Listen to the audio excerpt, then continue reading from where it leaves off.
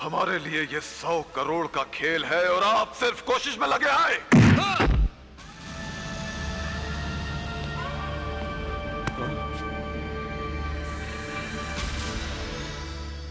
Case क्या है? क्या किया तुम लोगों ने?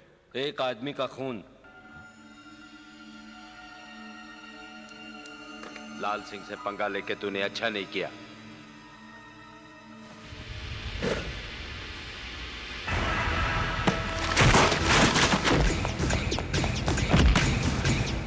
कोई है? कोई है? बचाओ! कोई है? कोई है? बचाओ! कोई है? बचाओ!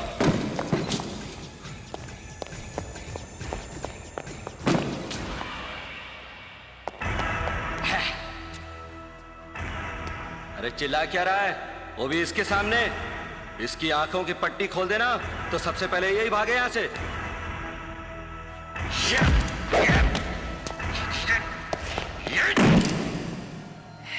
कोई है?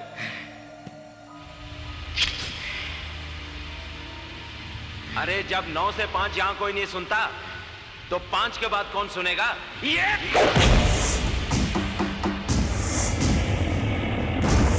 5 बजे के बाद देवा की अदालत शुरू होती है।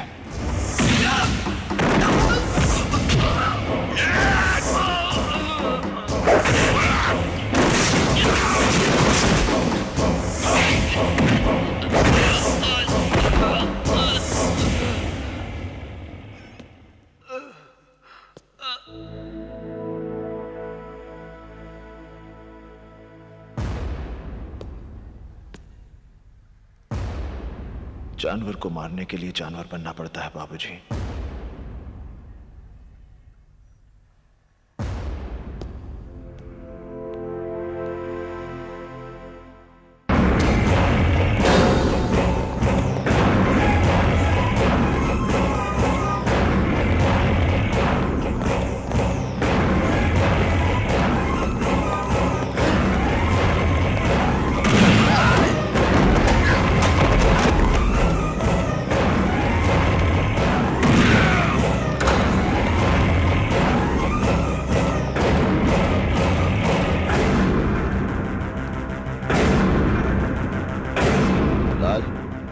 तेरे साथ बात करनी है। तुम देख नहीं रहे कि यहाँ एक जरूरी मीटिंग चल रही है? बाकी मीटिंग्स मेरी मीटिंग के बाद। देवा देखो तुम,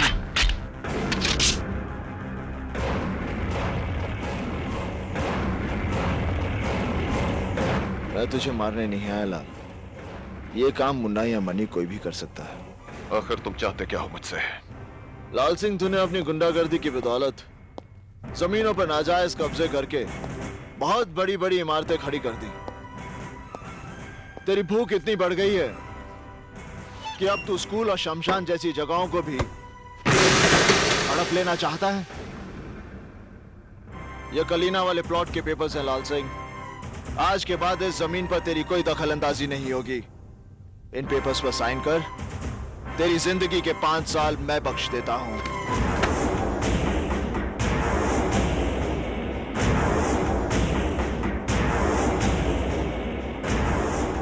एक मामूली से प्लॉट के लिए 5 साल की जिंदगी घाटे का सौदा नहीं है लाल। ले साइन कर।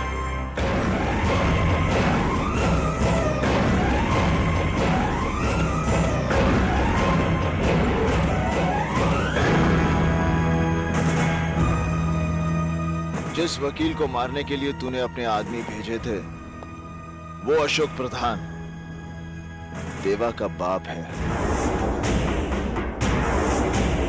अगर दोबारा तूने ऐसी गलती की तो तेरा वो हश्र करूंगा कि तुझे अपने हाथों से अपनी जिंदगी फिसलती हुई नजर आएगी। तेरे माथे का पसीना और दिल की धड़कन ये बता रही है कि तुझे अपनी जिंदगी से बहुत प्यार है।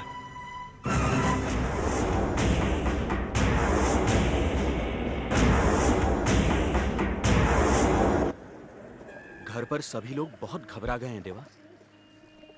मैंने तो बाबूजी को यह केस लेने से रोका भी था, अरे यहाँ ऐसे कितने प्लॉट्स हैं जिन पर लाल सिंह का कब्जा है। कुछ नहीं होता कोर्ट में, मगर बाबूजी तो बस। कुछ नहीं होगा बाबूजी को। लाल सिंह तो क्या, इस शहर का बड़े से बड़ा गुंडा भी उनकी तरफ आग उठाकर नहीं देख सकता। देवा, मैं तुझे लेकर भी काफी डरा रहता हूँ। कितने सारे दुश्मन पाल लिए तूने इस शहर में। देख, मैं जानता हूं कि तेरा हर कदम बुराई के खिलाफ उठता है, लेकिन पुलिस भी तो गलत लोगों का साथ देती है। तू मेरी फिक्र छोड़, तुझे मेरे काम धंधे की समझ नहीं है। मेरा वास्ता ही उल्टे सीधे लोगों के साथ पड़ता है। तू बता, तेरा काम कैसे चल रहा है? नया काम शुरू किया है, बिल्डिंग मटेरियल का। काम काफी बढ़ गया है, 1-2 बिल्डर से और बात चल रही है। आकाश, मैं चाहता हूं कि तू ये सब कुछ छोड़कर कोई अच्छा सा बड़ा काम शुरू कर। नहीं देवा, मैं अपने इस काम से बहुत खुश हूँ। सुबह 9 से 6 तक काम, फिर घर, और कोई बड़ा काम मुझसे संभलेगा भी नहीं देवा। तेरे साथ कोई बात नहीं कर सकता। मुन्ना, ये फाइल बाबूजी को दे देना। कलीना वाले प्लॉट के पेपर्स हैं। ए टोपी, माँ किधर है? बिस्तर तो खाली है। माँ, वो तो चली गई। गई? कहाँ गई? अरे बाबा, अपोलो हॉस्पिटल।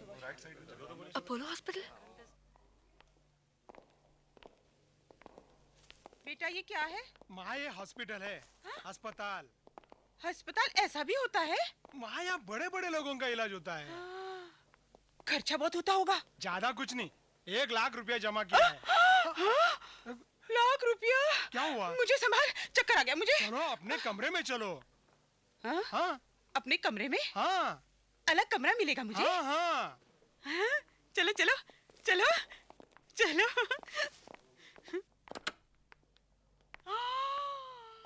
इतना बड़ा कमरा है भगवान।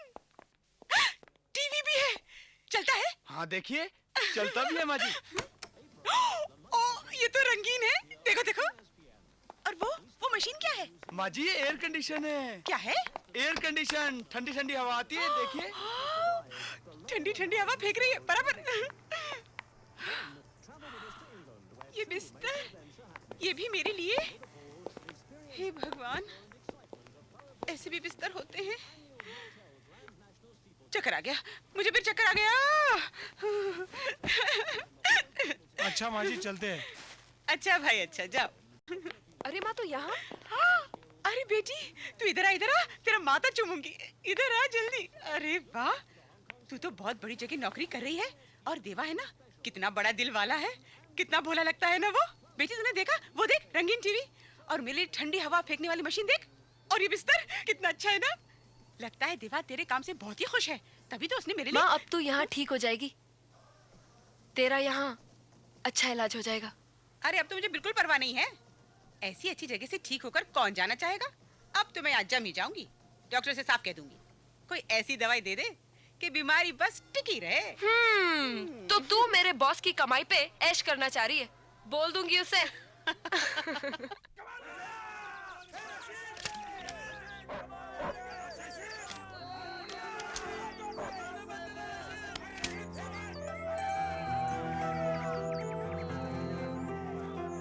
मैं आप ही को मिलने आई हूँ। जो कुछ आपने मेरी माँ के इलाज के लिए किया, सोचा आपको मिलकर ही शुक्रिया अदा करूँ। अच्छा तो बोलो। क्या? शुक्रिया अदा तो कर चुकी, और कुछ बोलना है? नहीं, और तो कुछ नहीं, बस मैं तो यूं ही। देखो, तुम्हारा ये उदास और डरा हुआ चेहरा अच्छा नहीं लगता। गुस्से में अच्छी लगती हो। तुम्हारी माँ भी कह रही थी कि तुम्हें बहुत गुस्सा आता है। वो भी तुमसे बहुत डरती है। वो भी मतलब? कोई और भी मुझसे डरता है?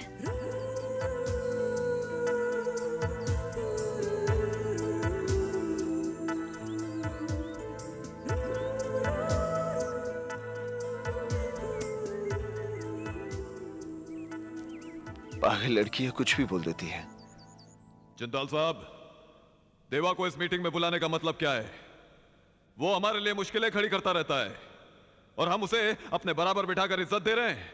जिंदाल साहब, मेरा भी यही कहना है कि देवा कल हम सबके लिए एक बहुत बड़ा खतरा बन सकता है। Relax friends, relax. देवा हमारी दुनिया का एक नया बीज है जिसमें अभी अभी अंकुर फूटे हैं। जवान है, जोशीला है, और सबसे खास बात यह है कि वो बहुत जल्द तरक्की करना चाहता है।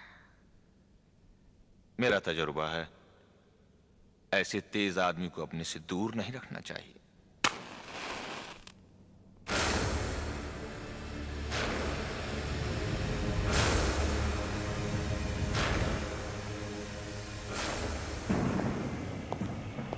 देरी से आने के लिए माफी चाहता हूं।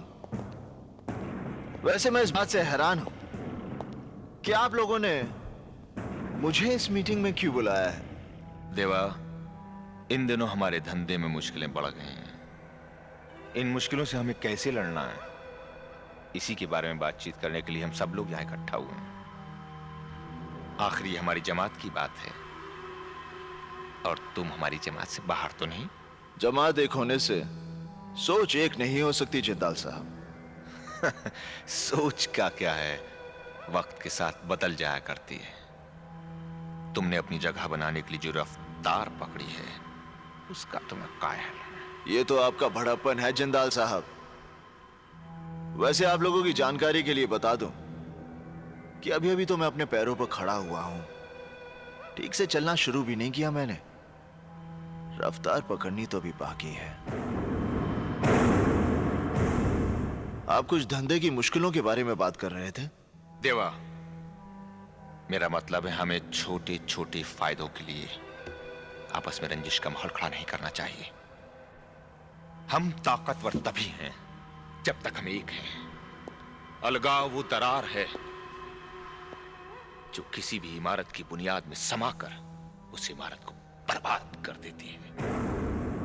हमें अपनी इमारत में इस दरार के लिए कोई जगह नहीं छोड़नी। हमें पूरी ताकत के साथ मिलकर अपने दुश्मन से लड़ना है, और हमारा दुश्मन है कानून। तुम्हें मालूम है देवा कि हमारे नए सीएम बहुत ही ईमानदार हैं। उन्होंने इस शहर से क्राइम को पूरी तरह खत्म करने का बीड़ा उठाया है, और इस ऑपरेशन का इंचार्ज उन्होंने बनाया है एसीपी इंदर सक्सेना को। सक्सेना के पिछले रिकॉर्ड के बारे में हमने पता किया है। यह आदमी हम जैसों के लिए कुछ ठीक नहीं है। इससे पहले कि हमारे इर्द गिर्द कानून का दायरा कस दे, हमें उसे इस दुनिया से विदा कर देना चाहिए। नहीं जिंदाल साहब, सक्सेना को मारकर हम पूरे पुलिस डिपार्टमेंट को अपना दुश्मन नहीं बना सकते। यह बात तो सभी जानते हैं कि कोई भी पुलिस ऑफिसर सच्चाई और ईमानदारी का बोझ ज्यादा देर तक नहीं उठा सकता। और जिस दिन सक्सेना को यह बात समझ में आ गई, वो खुद ही ट्रांसफर ले लेगा। मेरे हिसाब से उसे 3 महीने का वक्त देना चाहिए। अगर 3 महीने के बाद वैसा नहीं हुआ जैसा तुम सोच रहे हो, तो इंदर सक्सेना को तुम खुद मारोगे। यह वादा मैं कैसे कर सकता हूं? मौत और वक्त का कोई तालमेल नहीं होता जिंदाल साहब। 3 महीने बाद मैं उसे मारूंगा, और यह देखने के लिए आप जिंदा रहेंगे, इस बात की गारंटी कौन दे सकता है?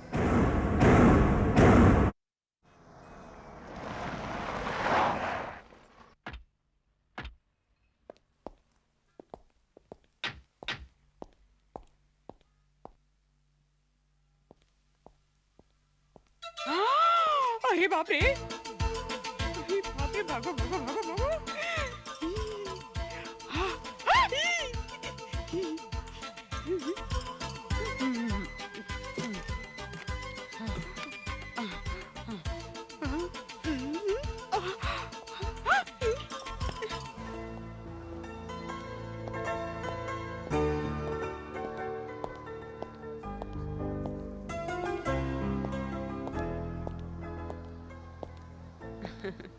कैसी हो माँ? बहुत अच्छी हूँ बेटे। अभी तक उस हॉस्पिटल में होती तो ऊपर पहुंच गई होती।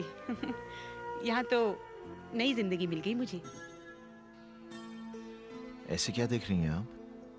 देख रही हूँ कि तू है कौन। हमें तकलीफों दुखों से उभारने के लिए कहाँ से आ गया तू? इतना तो कोई अपनों के लिए भी नहीं करता बेटे। ऐसा क्या कर दिया मैंने? क्या नहीं किया बेटे? मेरा इलाज करवा रहे हो, मेरी बेटी को नौकरी दी, वैसे वो काम कैसे कर रही है? अरे जया, उसकी फिक्र छोड़ दीजिए आप। बहुत अच्छा काम कर रही है वो। कुछ ही दिनों में उसने पूरा ऑफिस संभाल लिया। सभी चाहते हैं उसे। बेटी वो अकल की थोड़ी कच्ची है, कोई बात बुरी लगे तो माफ कर देना। बिन बाप की पली है ना, इसलिए जरा मुंहफट है। आप उसकी फिक्र मत कीजिए, बस अपना ख्याल रखिए। डॉक्टर की बातों को अच्छी तरह से मानिए और कोई चटपटी चीज मत खाइए। मैं आपको देखने आता रहूंगा। अच्छा बेटे। देवा, गुड्डी की शादी की बात सुनकर तू इतना परेशान क्यों हो गया? क्या बहन को सारी जिंदगी घर में बिठा के रखेंगे? सोच रहा हूं कितने लाड प्यार से पली है वो। उसकी जिद और खुशी के लिए हम कुछ भी करते थे, और अब वो एक नए घर में नए लोगों के बीच। गुड्डी किसी नए घर में नहीं जा रही है देवा। हमने उसके लिए जो लड़का चुना है वो भी उसे उतना ही जानता है जितना उसे हम जानते हैं। और फिर अगर उसने हमारी बहन को जरा सा भी परेशान किया ना, तो हम दोनों मिलकर उसकी टांग तोड़ सकते हैं। कौन है वो? एसीपी इंदर सक्सेना। देख देवा, घर के बाकी सब लोग मेरा इंटरव्यू ले चुके हैं और मुझे पास भी कर चुके हैं। वैसे अगर तू कहता है तो।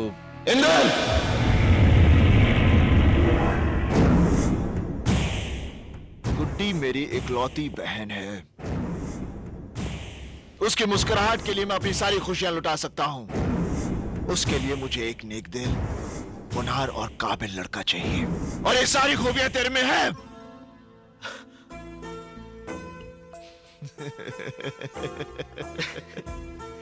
तेरा ये खुशी इजहार करने का तरीका भी अच्छा है।